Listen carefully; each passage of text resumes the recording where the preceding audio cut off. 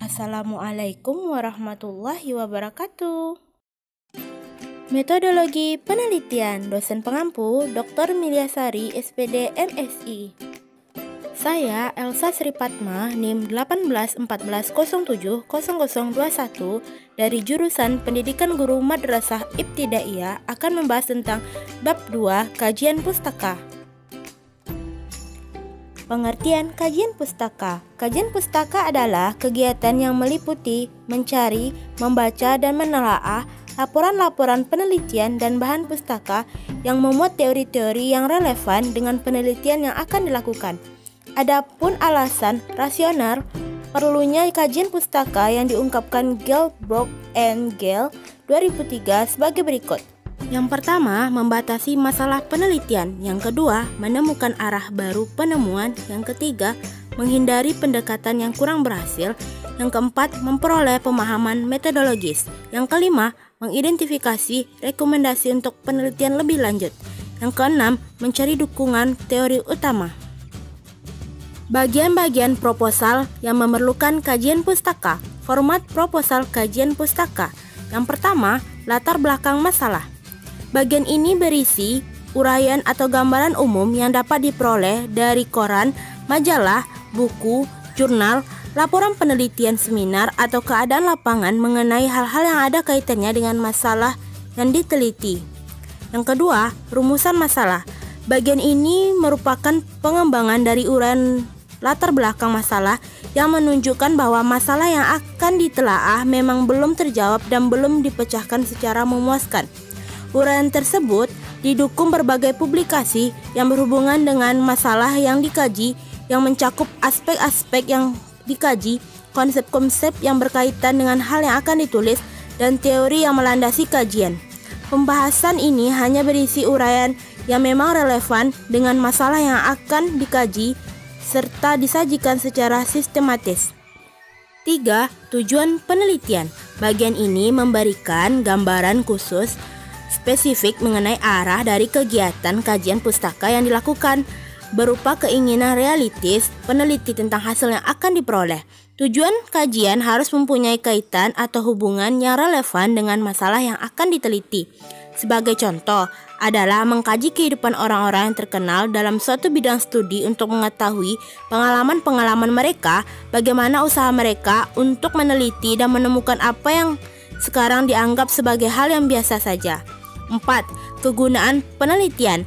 Bagian ini memberikan gambaran yang khusus, spesifik mengenai arah dari kegiatan kajian pustaka yang dilakukan, berupa keinginan realistis penelitian tentang hasil yang akan diperoleh.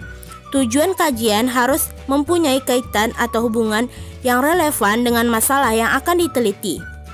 Sebagai contoh adalah mengkaji kehidupan orang-orang yang terkenal dalam suatu bidang studi untuk mengetahui pengalaman-pengalaman mereka, bagaimana usaha mereka untuk meneliti dan menemukan apa yang dianggap sebagai hal biasa saja. 5. Metode kajian. Metode kajian menjelaskan semua langkah yang dikerjakan penulis sejak awal hingga akhir. Pada bagian ini dapat dimuat hal-hal yang berkaitan dengan anggapan-anggapan dasar atau fakta-fakta yang dipandang benar tanpa adanya verifikasi dan keterbatasan, yaitu aspek-aspek tertentu yang dijadikan kerangka berpikir. Selanjutnya dilakukan analisis masalah dan variabel yang terdapat dalam judul kajian. Analisis masalah menghasilkan variabel dan hubungan antar variabel. Selanjutnya dilakukan analisis variabel dengan mengajukan pertanyaan mengenai masing-masing variabel dan pertanyaan yang berkaitan dengan hubungan antar variabel. Analisis ini diperlukan untuk menyusun alur berpikir dalam memecahkan masalah.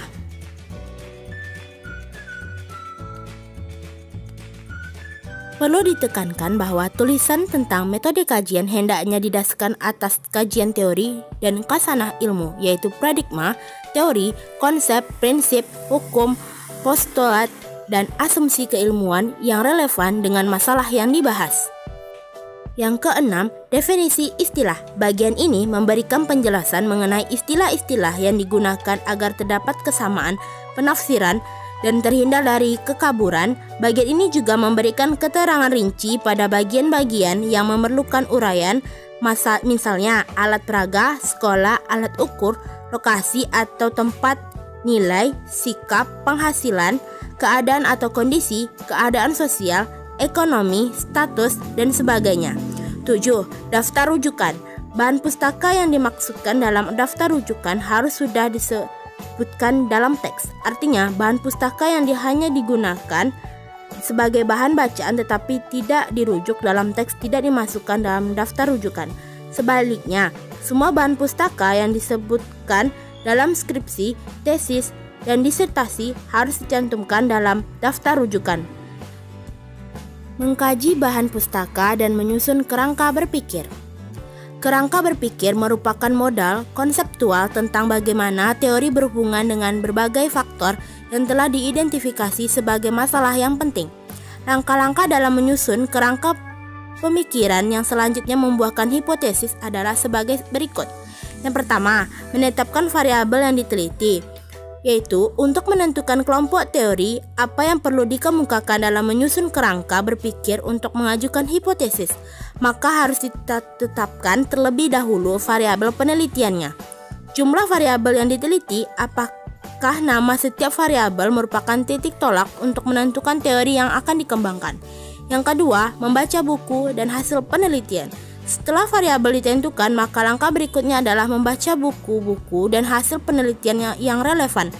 Buku-buku yang dibaca dapat menjadi buku rujukan teks, ensiklopedia, dan kamus. Hasil penelitian yang dapat dibaca adalah laporan penelitian, jurnal ilmiah, skripsi, dan tesis dan disertasi. 3. Deskripsi teori dan hasil penelitian. Dari buku dan hasil penelitian yang dibaca akan ditemukan teori-teori yang berkenaan dengan variabel yang diteliti.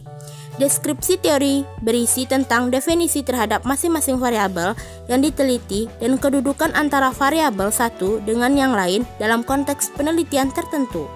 Keempat, analisis kritis terhadap teori dan hasil penelitian.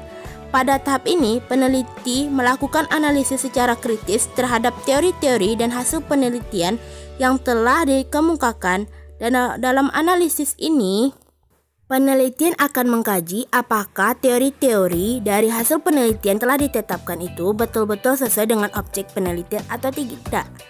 5. Analisis komparatif terhadap teori dan hasil penelitian. Analisis komparatif dilakukan dengan cara membandingkan antara teori satu dengan yang lain dan hasil penelitian satu dengan yang lain, sehingga peneliti dapat memadukan antara teori satu dengan yang lain atau mereduksi jika dipandang terlalu luas. 6. Sintesa atau kesimpulan. Selanjutnya, peneliti dapat melakukan sintesa atau kesimpulan sementara. Perpaduan sintesa antara variabel satu dengan variabel lain akan menghasilkan kerangka berpikir. 7. Kerangka berpikir.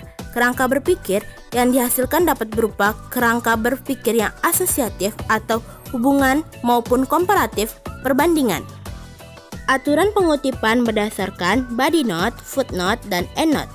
Body note dilakukan ketika penulisan mencantumkan sumber kutipan langsung setelah selesai sebuah kutipan dengan menggunakan tanda kurung.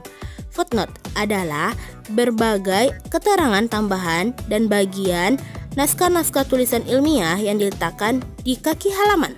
Endnote adalah salah satu cara mempertanggungjawabkan referensi yang digunakan dengan menuliskan data referensi pada bagian akhir karangan.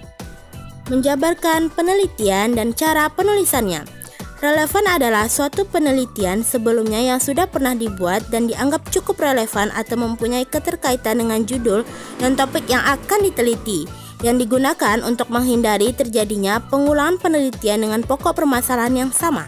Penelitian relevan juga memuat hasil-hasil penelitian sebelumnya, relevan dengan penelitian yang telah dilakukan dengan maksud untuk menghindari duplikasi. Di samping itu, untuk menunjukkan bahwa topik yang akan diteliti lain dalam konteks yang sama. Menguraikan hipotesis dan contoh-contohnya. Pengertian hipotesis adalah jawaban sementara terhadap suatu permasalahan yang sifatnya masih praduga atau menduga-duga. sebab masih harus dibuktikan terlebih dahulu kebenarannya, kemudian melalui sebuah riset dan penelitian. Contoh, apabila kita melihat awan hitam menjadi sangat pekat, maka orang bisa sangat menduga berdasarkan pengalaman bahwa awan hitam dan pekat akan turun hujan sebentar lagi. Apabila dugaan tersebut dalam waktu dekat terjadi, maka dugaan tersebut terbukti kebenarannya. Secara ilmiah, dugaan tersebut dinamakan hipotesis. Namun, bila tidak turun, maka hipotesis tersebut dinyatakan salah. Terima kasih, semoga bermanfaat. Assalamualaikum warahmatullahi wabarakatuh.